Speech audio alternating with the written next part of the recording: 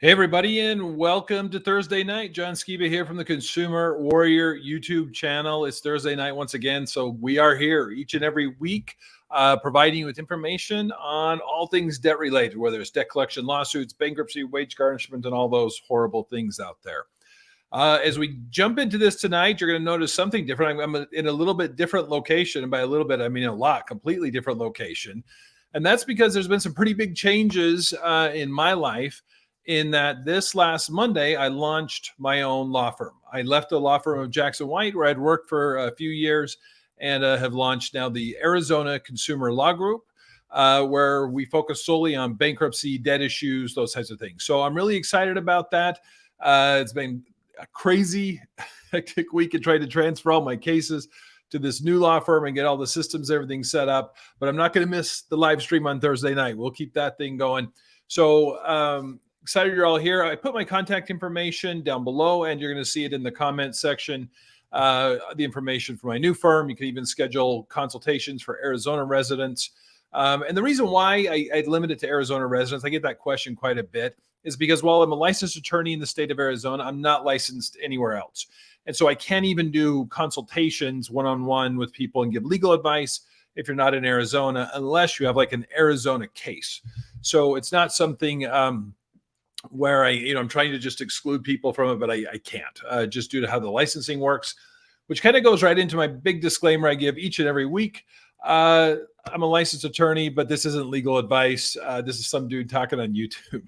If you need specific legal advice, particularly if you're outside the state of Arizona, if you're in Arizona, you're going to call me here at the number below or click down there and schedule a consultation. But if you are outside the state of Arizona, I highly recommend you contact an attorney in your local state, because the laws are different. Even though a lot of the stuff is very similar that we talk about here on the channel from state to state, particularly when it comes to bankruptcy, which is a federal law, there are things like exemption laws in each state that are a little bit different. So you want to make sure that you are getting good information. So with all of that in place, I was over on the channel today looking at comments, and there were a few questions I thought were really good and very helpful. This one said, and I should say this before I jump into this, the way that we do this each and every week, if this is your first time here on a Thursday night, if you have a question you want me to discuss, go ahead and put it in the chat section, whether it's on Facebook or on YouTube. I'll put it up on the screen like this, and then I'll talk about it and give you some resources to take a look at. I've also put in the chat section a few resources. We've talked about Solo Suit. They're one of the sponsors of our weekly live stream. They do things like helping you put together the answer. They even get it to the court for you. And they use technology in a really cool way to be able to help you to put something together pretty quick. They do things like that settlement, the motions to compel arbitration. I also have a link there to my Consumer Warrior University, where there's a bunch of tutorials where I have videos and templates and forms that I use in my law practice and really do a deep dive in showing you how you can use those things for yourself. And then there's a link, like I said, if you want to schedule a consultation, if you're in the state of Arizona, I'm happy to do that.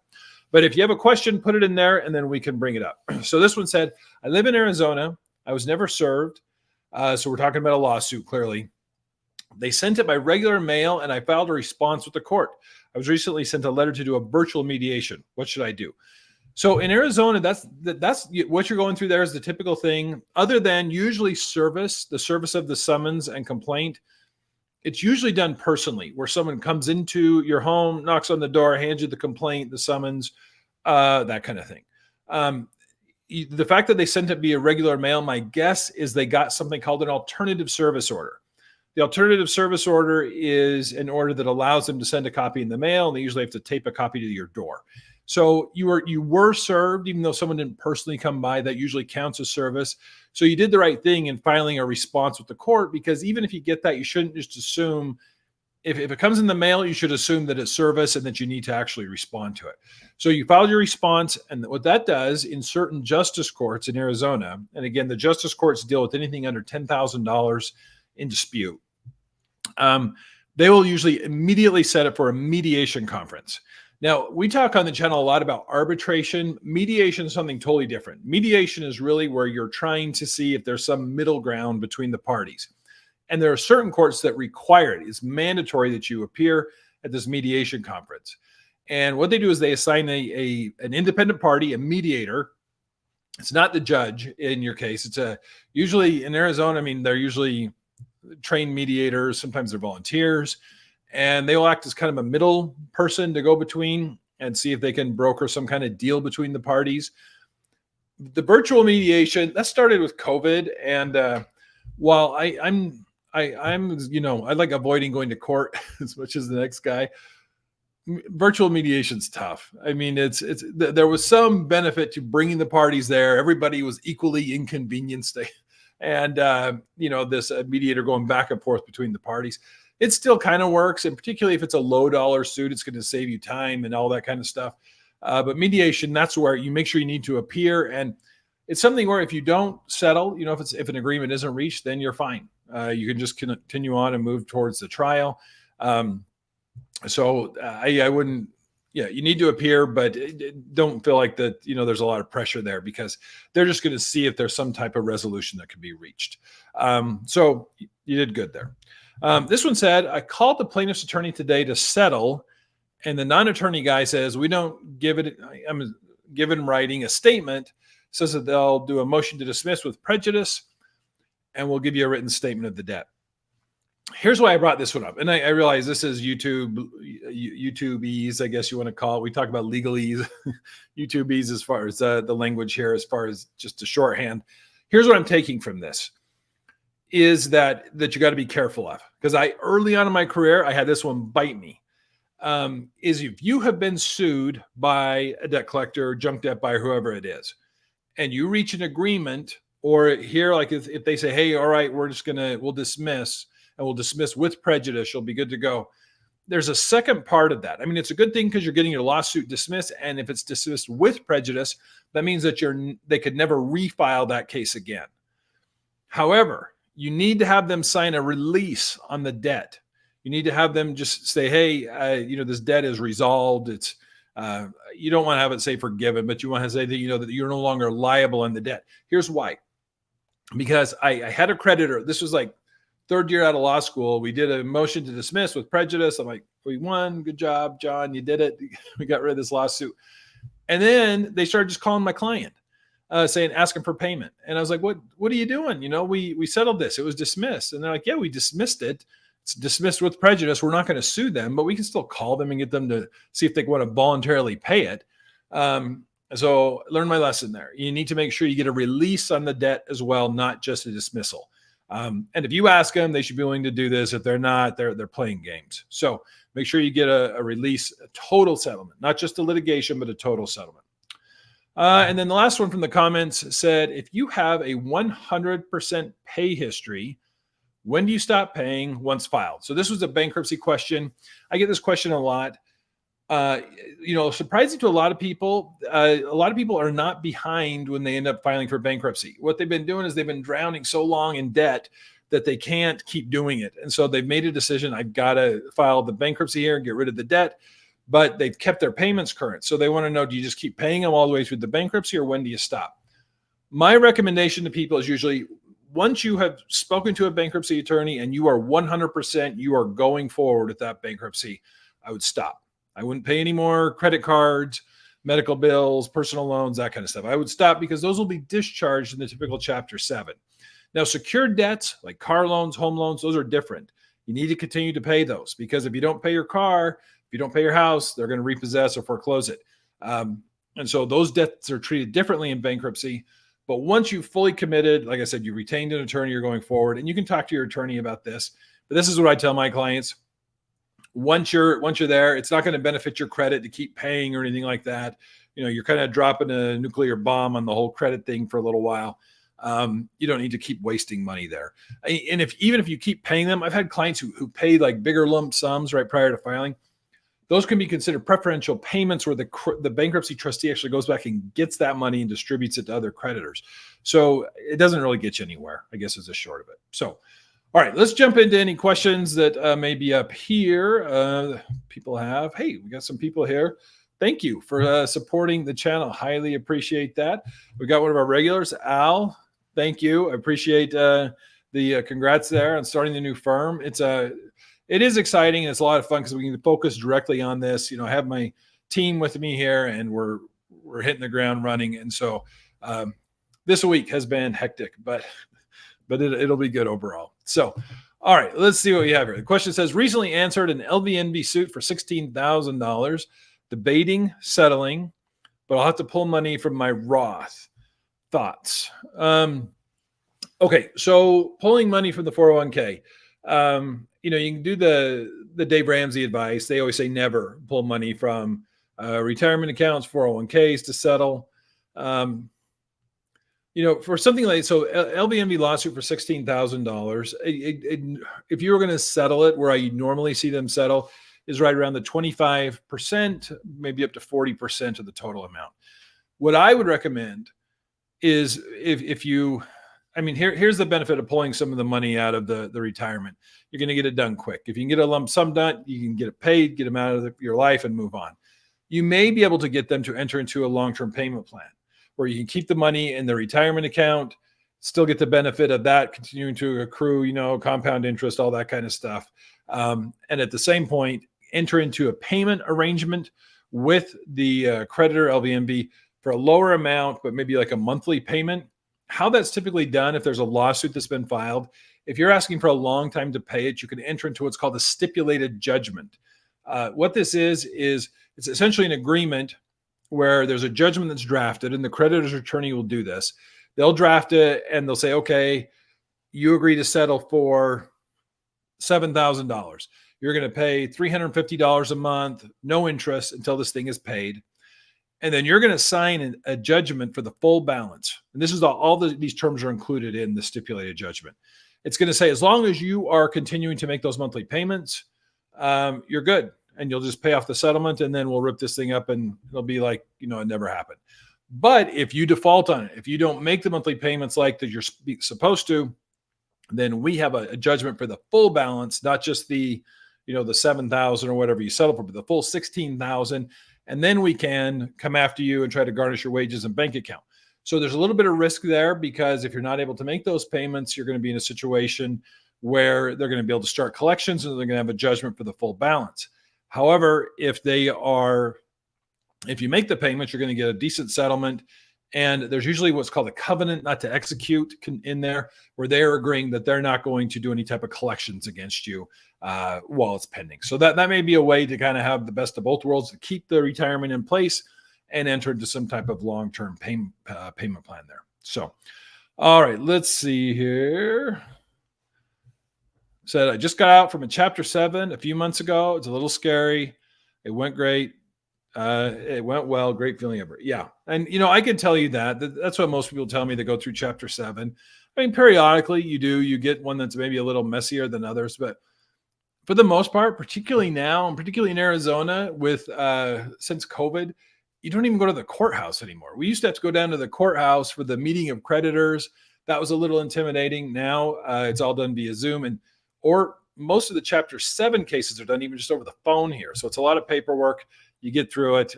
You'll recover from it much more quickly than people anticipate. You'll be able to move on. So this one says, is it better to wait to file Chapter 13 if you're going to get an inheritance soon? Ooh, these are always kind of the hard questions. So if you get an inheritance, I guess a lot of it depends on how big of an inheritance we're talking about here. If you're getting an inheritance and you get it before you file for bankruptcy, it's not part of your bankruptcy estate, and it's something you could use those funds for living expenses, maybe retirement accounts, whatever you're going to do. Situations like this, you need to get an attorney involved to be able to kind of guide you through this, particularly if you're thinking of Chapter 7 or Chapter 13.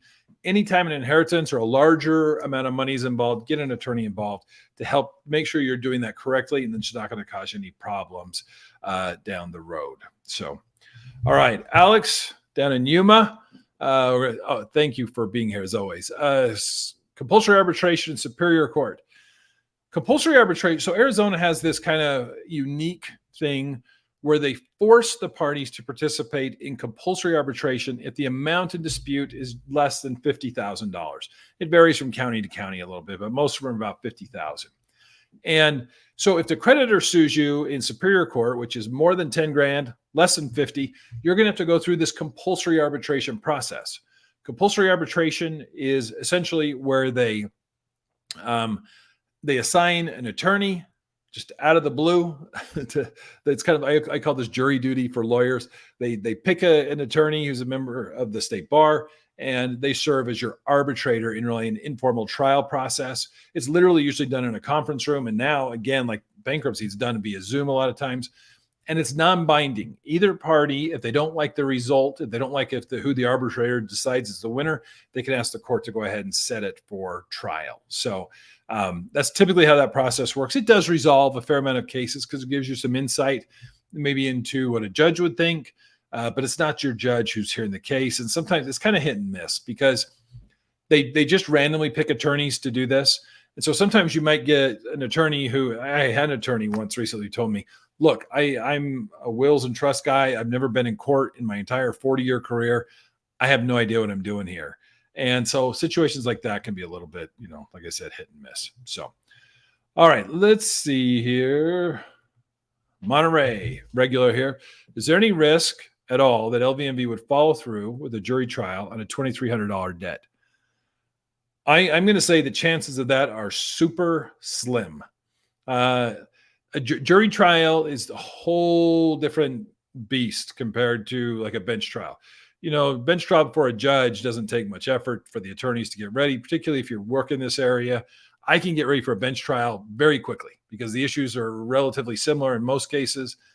Jury trial, you got to have jury instructions. There's, voir dire. There's all kinds of things going on. And I'm going to tell you, the kind of weird little secret, particularly in the civil type cases, very few attorneys have done jury trials.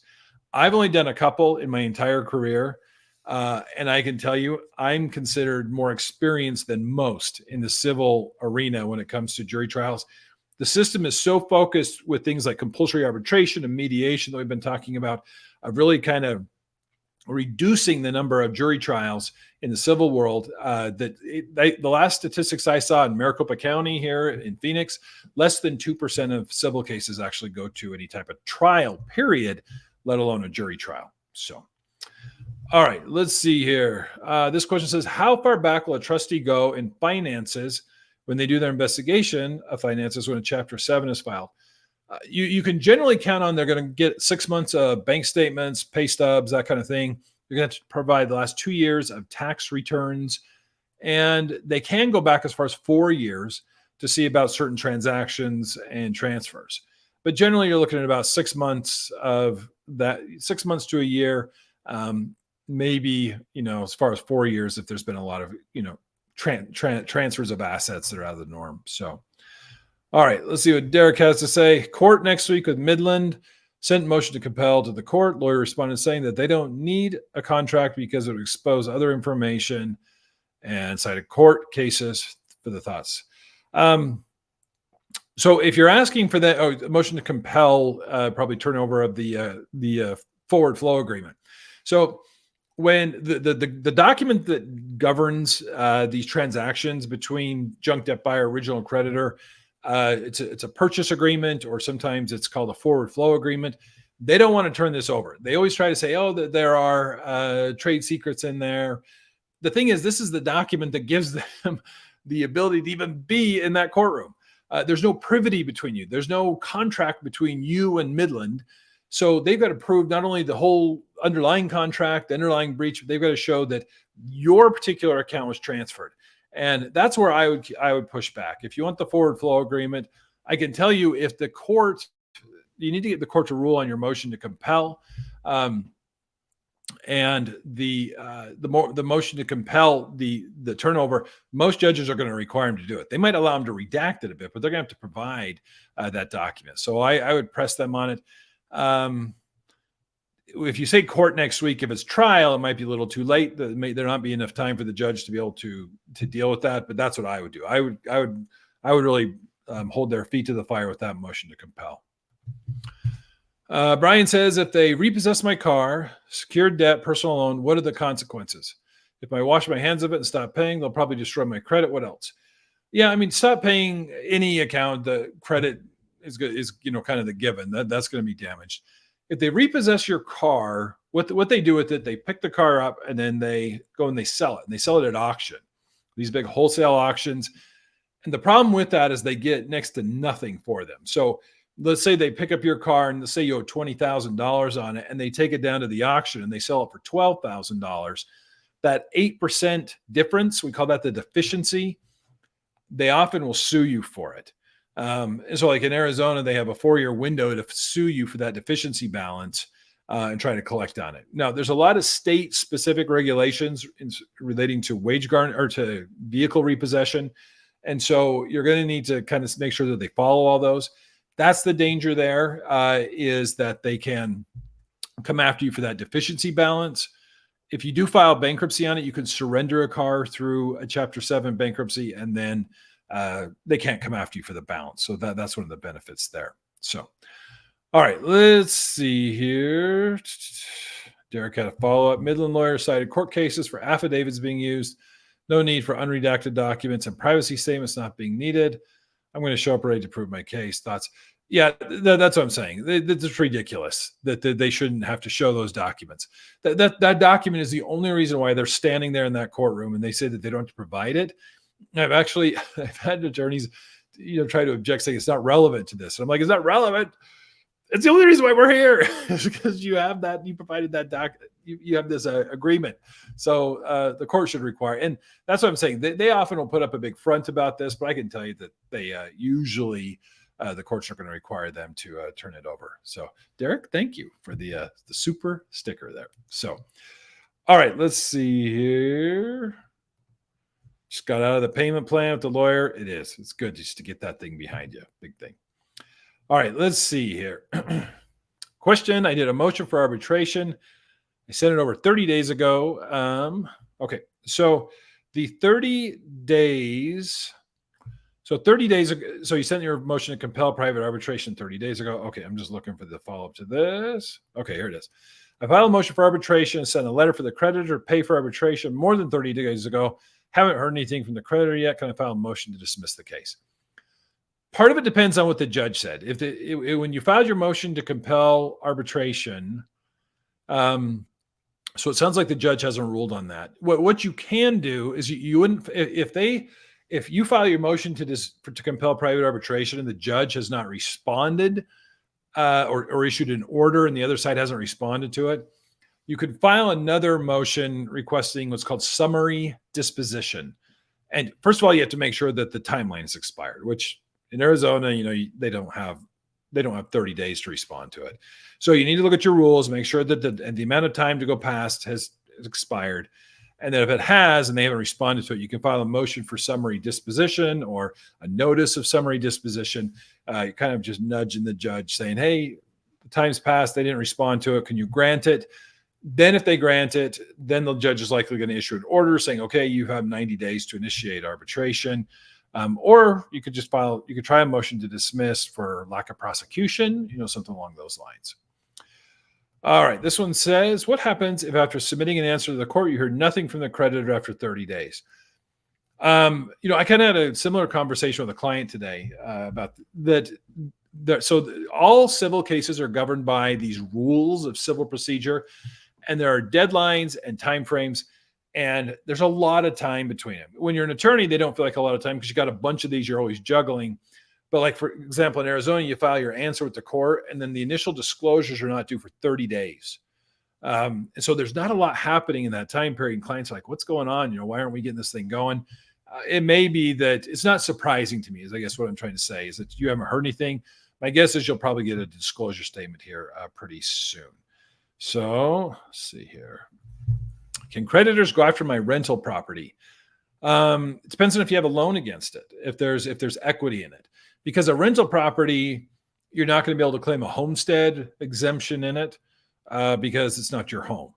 So if there's no money owed on it, then yeah, you're at risk of if they have a judgment, they could lien it, and then that would cause you some problems. If it's upside down, if you owe more than it's worth, then they could still lien it, but they're probably not going to take it. So let's see here. I'm getting questions about attorneys in other states, California, Louisiana. I'm trying to put together a referral network of people and attorneys. That's part of what I'm going to be doing here with my new practice. Let's go back to Alex. I went back out on my own, started Arizona Consumer Law Group back up. And so I'm going to start putting that together. I've got a lot going on. I've been wanting to do that for a long time because I know I get a lot of people from all over the country. My phones get blown up all day, people that I can't help. And that's really why I started the Consumer Warrior and, all that kind of stuff to try to help people who are not in Arizona where I can't represent them. But I am going to start putting that together where I'll be able to help people out and refer them over. So, all right. You know what? That's about a half an hour. I think we're going to call that good for tonight. Again, check out Solo Suit in the link there, Consumer Warrior University. And I put my scheduling link if you're in the state of Arizona. Again, I can only do consultations for people in Arizona, but you can set up an appointment. We can talk and see if it's something where we can help you out. But I appreciate everybody checking in on this new historic live stream for the Consumer Warrior and Arizona Consumer Law Group. And we will check you next week.